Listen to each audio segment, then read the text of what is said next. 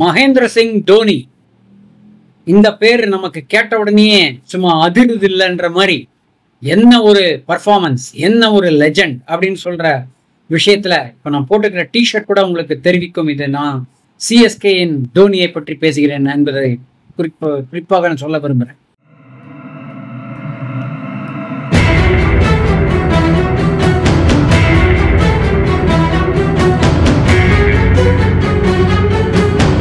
ஏன் இப்போ தோனியை பத்தி பேசுறேன் அப்படின்னா, எல்லாருக்குமே தெரியும் இப்போ ஐபிஎல் ஆப்ஷன் போயிட்டு இருக்கு. சரி, இந்த வீடியோல என்ன கவர் பண்ண போறோம் அப்படின்னா, தோனியின் ஐபிஎல் 2024-25 ஆர் ரதர் ஐபிஎல் 2025 உடைய விஷயம் எப்படி இருக்க போகிறது. எதிர்பார்ப்புகள் பலமாக இருக்கின்றன. தோனினா வேற. நீங்க மற்ற பிளேயருக்கு 40 ஆயிடுச்சு, டெண்டுல்கர்லேருந்து ஆரம்பிச்சு எல்லாருமே சொல்லவும் வயதாகி விட்டது, பர்ஃபார்மன்ஸ் குறைஞ்சிடுச்சுன்னு. அப்படி இல்லை. அவர் ரஜினி சொல்ற மாதிரி இந்த படை தோற்குமா அப்படின்ற மாதிரி, விட்டுருவோமா அப்படின்னு டயலாக்லாம் கேட்டிருப்போம். அந்த மாதிரி தோனி ஒவ்வொரு முறையும் அவர் என்னால் முடியும், நான் இன்னும் களத்துல தான் இருக்கேன், ஃப்ரெஷ்ஷா இருக்கேன் அப்படின்னு ப்ரூவ் பண்றாரு. வயது ஒரு நம்பர் இல்லைன்றது ஜென்ரலாகவே சொல்லும் ஒரு விஷயமாக இருந்தாலும், வயது கண்டிப்பாக ஒரு விஷயத்தை குறிப்பிட்டு காட்டிவிடும். அது அவருக்கும் தெரியும். ஆனால் இதையெல்லாம் மீறி அவரால் எப்படி பர்ஃபார்ம் பண்ண முடியுது அப்படின்றத பற்றி ஒரு ஃபர்ஸ்ட் இதில் பார்த்துடலாம். இரண்டாவது விஷயம், தோனியுடைய ஸ்டாட்டிஸ்டிக்ஸ் என்ன, போன வருடம் அவர் எவ்வாறு இருந்திருக்கிறார் அப்படின்றத பற்றி பார்த்துடலாம். மூன்றாவது, கண்டிப்பாக நமக்கு எல்லாருக்குமே ஒரு சர்ப்ரைஸ் எலிமெண்ட்டாக நான் சொல்ல விரும்புவது, தோனி எவ்வளவு நாள் ஐபிஎல்லில் விளையாடுவார். இதுதான் நான் இந்த வீடியோவில் கவர் பண்ண போகிற 3 அம்சங்கள். ஸோ இந்த 3 அம்சங்களும் நம்ம பார்த்துடலாம். அதுக்கு முன்னாடி நான் எப்போதுமே சொல்கிற மாதிரி வியூவர்ஸ் சப்ஸ்கிரைப் பண்ணிக்கோங்க. கமெண்ட் செக்ஷனில் கமெண்ட்ஸை கண்டிப்பாக பதிவு செய்யும். நான் பிரகாஷ் பேசுகிறேன், மோட்டிவேஷன் நியூஸ் சேனல்.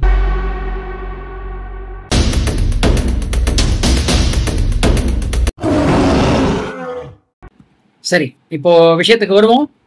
தோனி இப்போ எதுக்காக நியூஸ்ல இருக்காருன்னு நான் முன்னாடியே சொல்லிட்டேன், ஒரு இன்ட்ரோடக்ஷன் கொடுத்துட்டேன். ஐபிஎல் ஆப்ஷன் போயிட்டு இருக்கு.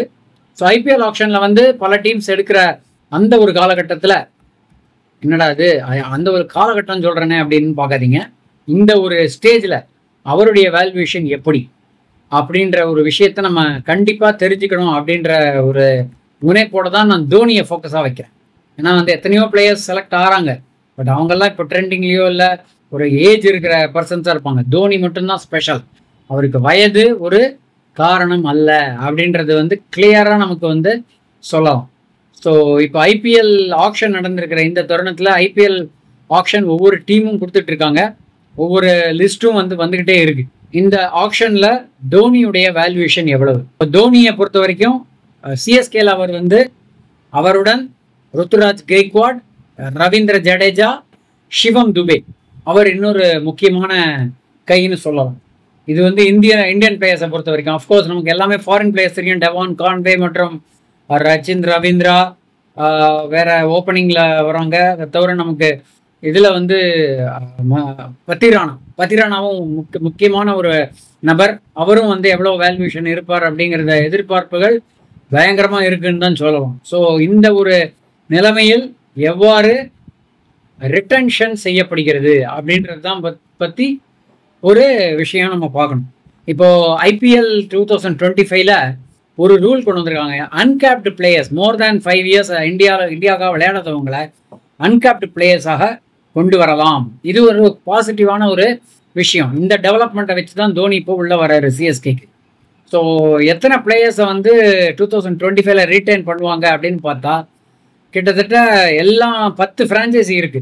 இந்த 10 ஃப்ரான்ச்சைசிஸுக்கும் கிட்டத்தட்ட 6 பிளேயர்ஸ் மெகா ஆப்ஷன்ல ரீட்டைன் பண்ணக்கூடிய ஒரு ரூல் இருக்கு. அதாவது ரூல்னு சொல்றத விட ஆப்ஷன் இருக்குன்னு சொல்லலாம். ஸோ சிஎஸ்கே நான் சொன்ன மாதிரி தோனி, ருத்துராஜ் கெய்க்வாட், ஜடேஜா, சிவம் துபே, மதீஷா பத்திரானான்னு பேரு, இவங்க இந்த பிளேயர்ஸ் எல்லாத்தையும் சிஎஸ்கே ரீட்டைன் பண்ண போறாங்க. அதை தாண்டி டெல்லியிலையும் அதே மாதிரி சில பிளேயர்ஸை ரீட்டைன் பண்ண வாய்ப்பு இருக்கிறது. ஸோ அது என்னங்கிற இனிமேதான் தெரிய வரும். ஸோ இப்போ நம்ம தோனி விஷயத்துக்கு வருவோம். தோனியுடைய வேல்யூவேஷன் கிட்டத்தட்ட போன வருடம் அவருடைய விஷயம் என்னன்னா, கிட்டத்தட்ட 12 கோடிக்கு அவர் ரீட்டைன் செய்யப்பட்டார். அப்போ இந்த வருஷம் அவர் என்ன வேல்யூவேஷன் அப்படின்னு பார்த்தா கிட்டத்தட்ட 4 crores ரீட்டைன் பண்ணப்படுவார் என்ன எதிர்பார்க்கப்படுகிறது.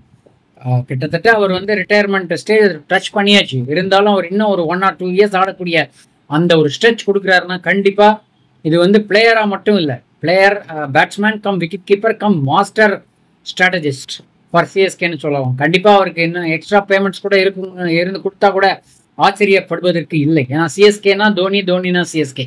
ஸோ அந்த ஒரு வேல்யூவேஷனில் இதுதான் நடக்க போகிறது என்பது தான் என்னுடைய ஒரு ஃபர்ஸ்ட் பார்ட் ஆஃப் த வீடியோன்னு சொல்லலாம். இரண்டாவது, தோனி அப்படி என்னதாங்க செஞ்சுட்டாருன்னு நிறைய பேர் கேட்க மாட்டாங்க. கேட்குறவங்களுக்கு ஒரு பதில் இல்லை, அவரை ரசிப்பவர்களுக்கு இன்னும் ஒரு மெல்வதற்கான ஒரு விஷயம்னு சொல்லலாம். 2023 அதாவது போன வருடம் அவருடைய பர்ஃபார்மன்ஸ் தெரியும். அவர் விக்கெட் கீப்பராக இருக்காரு, batting style right hand batsman, bowling ஒன்றும் கிடையாது, நேஷ்னாலிட்டி அதை பற்றி இல்லை. அவர் எப்போதுமே என்றுமே எங்கேயுமே இந்தியன் தான் அவர். ஸோ இப்போ விஷயத்துக்கு வருவோம். மொத்தம் ரன்கள் பார்த்தீங்கன்னா கிட்டத்தட்ட 108 ரன்கள் எடுத்திருக்கிறார். ஸோ 108 ரன்கள் தானா அப்படின்னு பார்க்குறத விட அவர் வருவதே வந்து 6வது 7வதோ அந்த ஃபினிஷர் ரோலுக்கு தான் வருவார். அதில் 108 ரன் எடுக்கணுங்கிறது பெரிய விஷயம். இது என்ன அப்படின்னு பார்த்தீங்கன்னா 66வது பொசிஷனில் அவர் இருக்கார். இது வந்து சிக்னிஃபிகண்ட்டாக தெரியாது. ஆனால் அவருடைய ரோல் வந்து ஃபினிஷர் அண்ட் அந்த சிச்சுவேஷன் எப்படி இருக்கோ அது தகுந்த மாதிரி அடாப்ட் பண்ணக்கூடிய ஒரு அடாப்டிவ் ரோல்னு தான் சொல்லலாம். ஸோ இவருடைய ஹையஸ்ட் ஸ்கோர் என்ன அப்படின்னு பார்த்தா 32 ரன் எடுத்திருக்காரு. இது வந்து ராஜஸ்தான் ராயலை எதிர்த்து போன வருடம் ஏப்ரலில் 2023 அவர் எடுத்த அந்த ரன்கள்.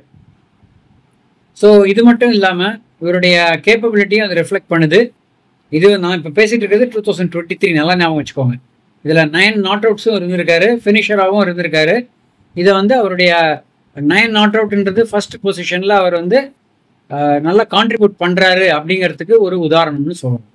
ஸோ இது இது வரைக்கும் நான் பேசின விஷயங்கள் 2023 பற்றி. இப்போ வந்து 2024 அவர் என்ன பண்ணியிருக்காருன்னு ஒரு இது பார்த்துடலாம். இதுலேயும் பார்த்தீங்கன்னா அவர் வந்து ஃபினிஷர் ரோல் தான் எடுத்திருக்கிறாரு. ஸோ இந்த ரோலில் வந்து அவருக்கு ஹையஸ்ட் விக்கெட் நம்ம எதிர்பார்க்க முடியாது அவர்கிட்டேருந்து.